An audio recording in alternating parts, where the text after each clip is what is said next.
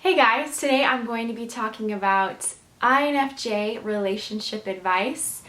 This video is not geared specifically towards just INFJs. I mean, some of the advice that I'm giving is pretty universal, but I do think there's some tendencies that INFJs tend to have and some patterns that I've recognized with the type that I would kind of like to discuss today.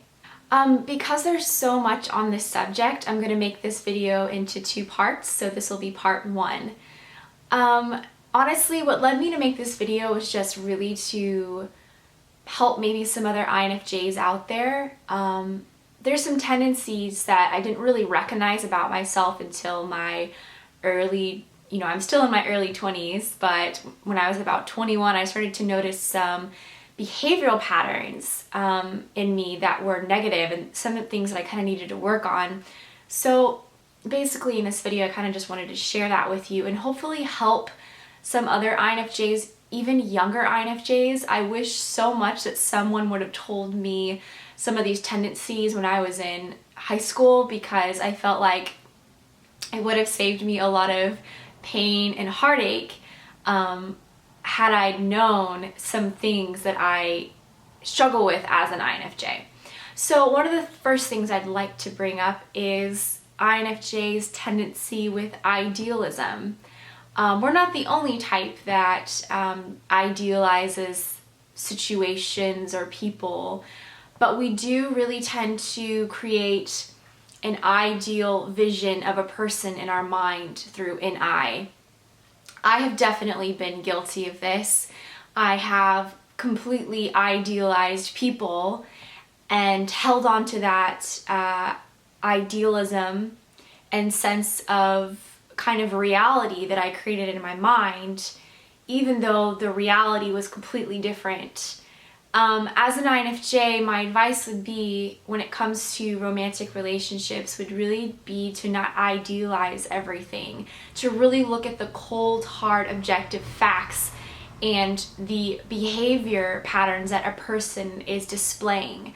One of the things that I really struggled in was I would be in a romantic relationship and I would idealize the person, and when they started to show behavioral patterns that were clearly unhealthy, my tendency was to ignore those patterns. I think kind of the Achilles heel of the INFJ is that, yes, we are very insightful into people and situations. We have a lot of insight. We understand the motives of other people well. We understand the feelings of other people well. And we understand kind of what makes them up and what makes them who they are and what makes them excited. But one of the tendencies that tends to happen when we get into a relationship is, it's not that our intuition is turned off. I just think we become a bit naive in some areas when we're in love. It's like our judgment is a bit clouded. And I mean, I know this happens to every personality type, but it's just something that I've recognized in myself and also observing some other INFJs. I think we can end up in unhealthy relationships because of it. There's a behavioral pattern that we clearly see is wrong in another person, but instead of really looking at it, taking a good look at it, we will idealize them and say, oh, but they're just going through a hard time, or, oh, this is just a phase, this is really who they are. And that's I think to a small degree that can be healthy, to see the best in everybody, but I think INFJs tend to do it to an extreme when we're in love. So this is a pattern I started recognizing in myself, was I'd get into these relationships with people who were clearly demonstrating unhealthy behavioral patterns, but I would ignore them, or I would be so blinded by love that I wouldn't see these unhealthy patterns. And I've read on the internet that people with narcissistic and sociopaths tend to be drawn to INFJs and some other personality types. Now, I think psychopaths and narcissists are a very minute, small majority of people. Most people you come across are not a psychopath or a narcissist. But I do think there are some types that have a slight tendency toward it. But I think what happens with the INFJ is those types of people they tend to be drawn to us. And the reason why is because we are very much empaths. I mean, I'm a very empathetic person. I really care about people. I genuinely do want to help people, and I genuinely, for the most part, believe the best in people. And although that is a very commendable attribute that I have, it also can be a weakness for me, where people with those tendencies will kind of be drawn to me. And I've noticed it because I have dated people with these tendencies.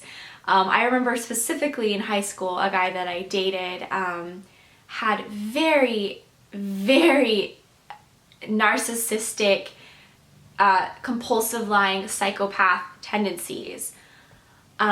He was not a psychopath or a narcissist, but he had tendencies that were very clear that I was just completely missing. Like, my friends said it to me, my family said some stuff to me of like, this person clearly has, you know, compulsive lying disorders. It was very odd. He would kind of like, he would change personalities a lot, where he would act one way and then switch. And I didn't notice these behavioral patterns. I was completely blind to them, completely naive. I was head over heels in love and thought, oh, you know, this isn't who he is. So what I want to say to INFJs is that you need to recognize these patterns. You need to, and this is something that I'm working on because I have a really hard time with it, really not idealizing a situation. If you're in a romantic relationship and the same unhealthy pattern repeats itself, you can't ignore it. You can't idealize the person and just say, oh, well, that's not really who they are. At the end of the day, the objective facts are there, and that person is demonstrating a clear, unhealthy behavioral pattern consistently. It's very hard for me to... There's been situations where I was in complete denial with these patterns.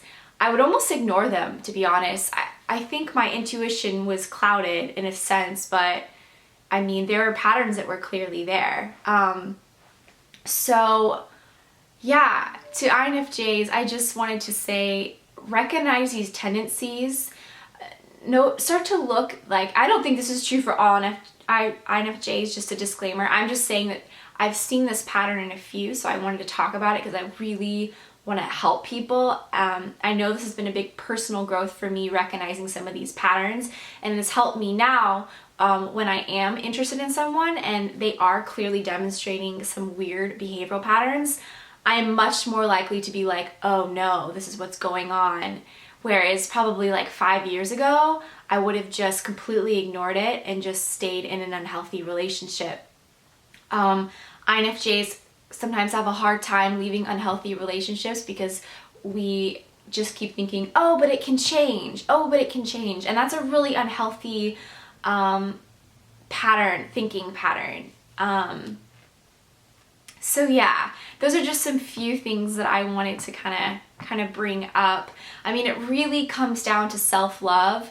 I think one of the problems is if you're dating someone who's demonstrating these unhealthy patterns, it's really kind of your own issue, to be honest. That was a hard reality for me, was that I was with people that weren't treating me well, but really, I'm not a victim. I'm a powerful person, and I can recognize these patterns and say, why am I staying with someone who's clearly demonstrating unhealthy patterns? It's actually an issue in me. And once I recognize my own unhealthiness, I was really able to kind of grow.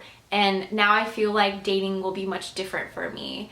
So I have so much more to say on this, like a ton more, but I don't want to make this video too long. So stay tuned for a part 2, maybe part 3 on relationship advice with an INFJ. Okay, well, that's it. It's good to talk to you guys again. Hopefully I'll be making the next part 2 next week. After the week after, I'm going to be on spring break. I might vlog some of my trip for fun. If you guys want me to do more vlogs, let me know. I think vlogs are fun, but I don't really want to bore you guys. So let me know in the comments below if you'd like to see. I'm going to LA to spend some time with my best friend. If you'd like to see that trip and me vlog some of it, let me know. All right, thanks guys. Have a nice day, and I will see you in the next one.